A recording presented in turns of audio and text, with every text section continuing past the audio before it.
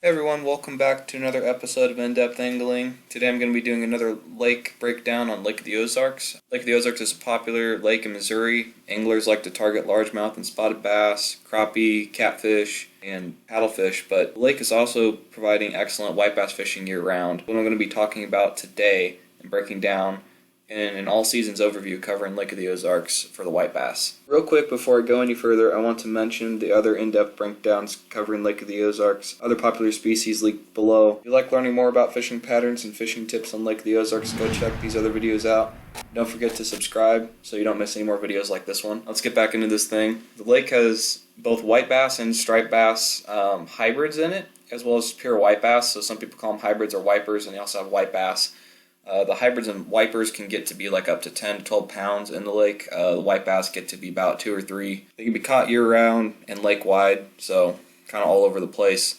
We're going to break this down by season here for you. In the heart of winter, they can be found in the creek channels or deep flats with deep and open water access nearby, as white bass don't relate to cover in general as much as some of the other species do. When the fish are in their winter pattern, locating bait fish or shad schools is key to locating these fish. They don't really hold on to cover as much. They just kind of like to go around and feed on shad, and they're more of an open water fish, more pelagic than a lot of the other fish that we target out of the lake, like bass and crappie, hold tight to cover at times. White bass very rarely do. White bass are not as aggressive during this time of year, during the winter, and will either suspend and feed on some of the bait in the area near them, or will rest on or just off the bottom. Their metabolism slowed down because they're cold-blooded and the water's colder. So they will still feed, they'll still suspend up and feed on some of those bait fish that are coming by, like shad. Shad's their main forage in this lake, as they are in a lot of other lakes that have white bass or hybrids in them. Shad's the main forage for those fish. Targeting open water can be a challenge for anglers. I highly recommend having electronics to help you locate the fish. An area to look for in the wintertime that would just kind of be an open area is kind of out here on this gigantic flat that comes out over here along this old channel here. Or there's some flats right over here in the first part of this Spring Creek Cove. We're off over here. There's a couple of old river channels that come by, and some flats off of them, some points and stuff, and some old creek channels in these coves here. Those are all areas to just kind of check out. I'm going to be looking for bait fish in those areas, and also some marks maybe below them with your electronics. If you can find some shad that are schooled up there, they look like a ball on your graph, and then you might see like some marks below them or just up down there below the bottom. You can check those out and see if they're white bass. They're kind of hard to find and locate this time of year. Those kind of be out in the middle of nothing and be normally around bait fish, or at least the active ones that will still want to feed a little bit, will be around the bait fish. So finding shad is going to be the easiest thing for you to do. That's going to be your ticket to trying to find these fish in the wintertime. Once you do find them, fish can be caught on small jigs, minnows, Alabama rigs, jerk baits, spoons in the winter. You can use even be like this little rattle trap here. I'd use more of like a silver color. It's going to have more of a shad color to it. These fish obviously eat a lot of shad and small bait fish in this lake. Same kind of thing with these spoons. You can catch them if they're down closer to the bottom and stuff. You're not going to be working these as fast or as aggressive as you would during the summer or fall, during the spawning run, during the spring, but you can still catch those fish with those baits, especially because they can be at different depths and fairly deep this time of year. There's areas like this all over the lake where you have big coves and creek channels, like over here on the Grand Glazed Arm. There's a couple of bigger coves over here that are good for white bass throughout the year. Old Creek Channel comes in through here, and they can just kind of be sitting out here anywhere. If there's like a little bit of a mud or rock transition on the bottom and stuff, they might relate to the bottom content a little bit, but as far as cover goes, they're just kind of out there, and finding those shad and also locating those white bass on your graph is going to be the best and pretty much the only way to catch these fish during the wintertime when you're kind of in that dead period. But later into the winter, these fish will congregate in the deeper sections of the upper river arms of the lake, which would be like up here on the Grand Glaze. Move on over here. There are actually some bluff areas. Here's where the river comes into, up here in this section. And then as soon as you kind of come down here, you have some bluffs and some deeper water, relatively deeper water, where you're in 15 feet of water over here along this section, and there's kind of some open area. These are going to be the areas I'm going to be looking for during that late winter area, as they'll stack up there as they're transitioning into a pre-spawn phase ahead of the spring spawn, which that run is happening in early to mid-spring when water temperatures are in the range of 55 to 65 degrees or so. I start looking for these fish in these sections of the lake in the 45 to 55 degree range, usually in February and March up here. They're going to be in those sections right along where these bluffs are, or if there's like an old flat that kind of sticks out, like right here. It's kind of more of a shallow flat next to a creek channel. Those are going to be the areas I'm going to be targeting these fish at. Same kind of situation if you go up here towards the Nianguas, especially up here on the big Niangua. There's a lot of bluff areas and some old flats and things. So there's like a big flat that sticks out over here and an old bluff. Come up a little bit further, kind of big flat just in the mouth of this cove over here.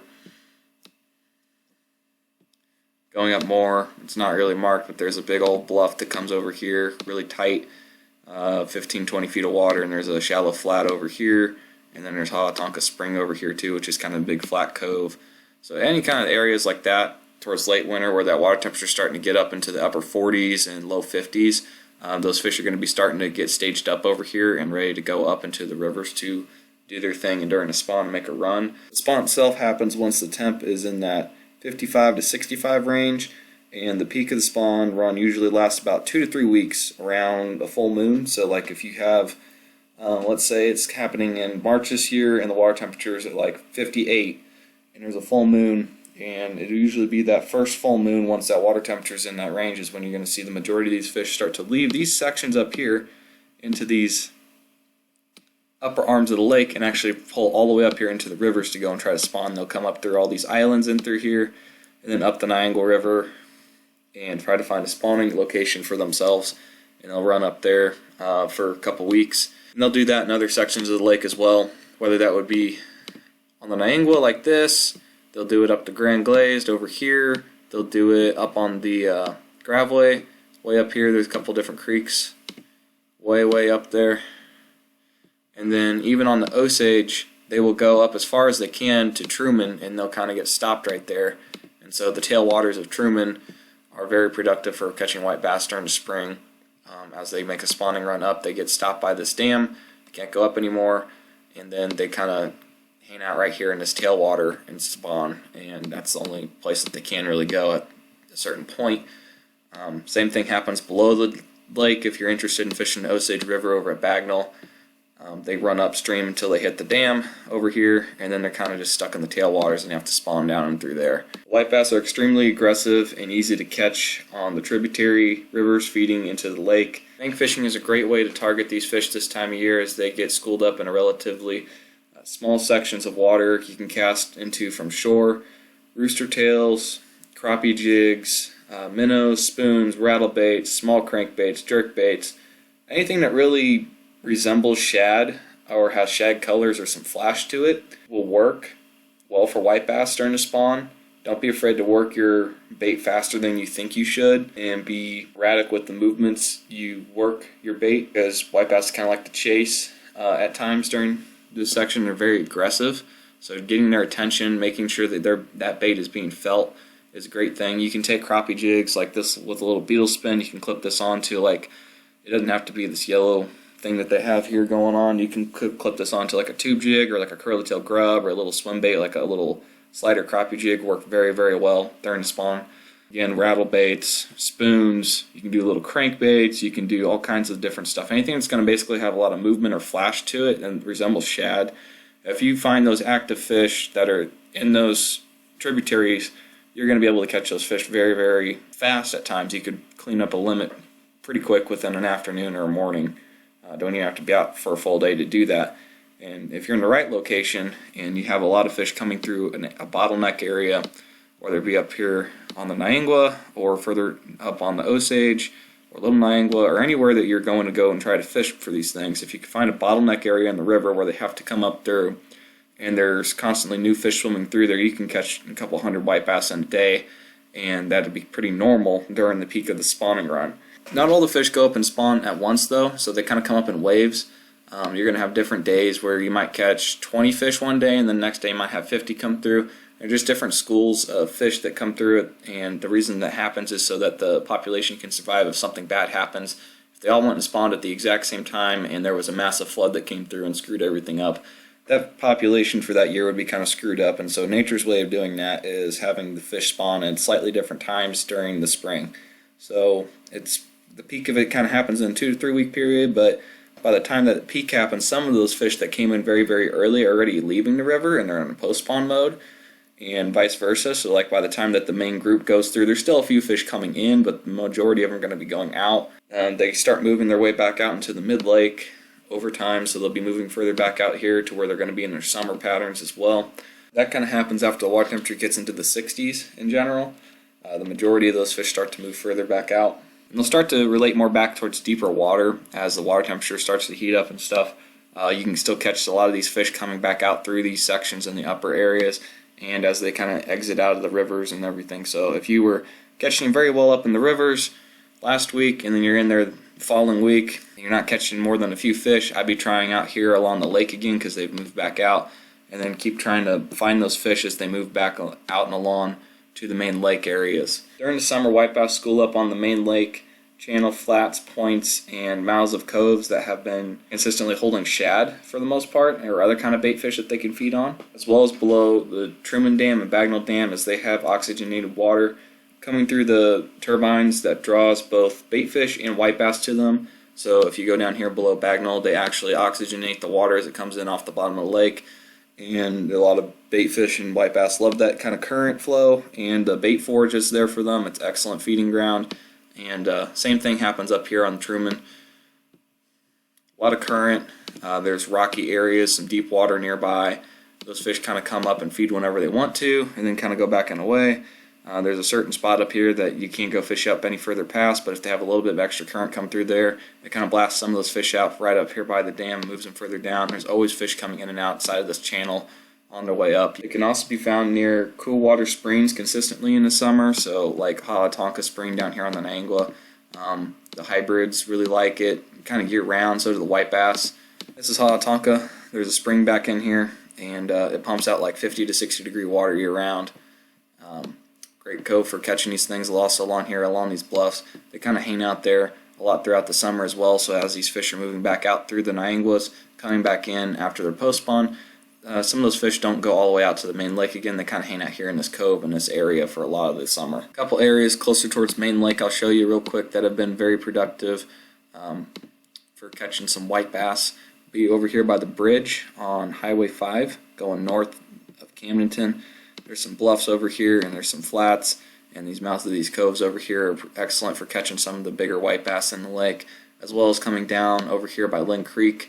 There's some great white bass fishing off the bluffs over here, as well as the mouth of Lynn Creek, and some of these different points and humps that are over here across the way. Excellent areas for catching some of these white bass. They really tend to show up and feed more in the early morning and late evening in the summer. Pulling for white bass over flats this time of year with crankbaits can be very productive and catch you lots of fish. Look for surface activity, as white bass will trap shad. Basically, they'll like school up around shad and force them up onto the surface and start to feed on them. It almost looks like the water's starting to boil if there's a bunch of them there.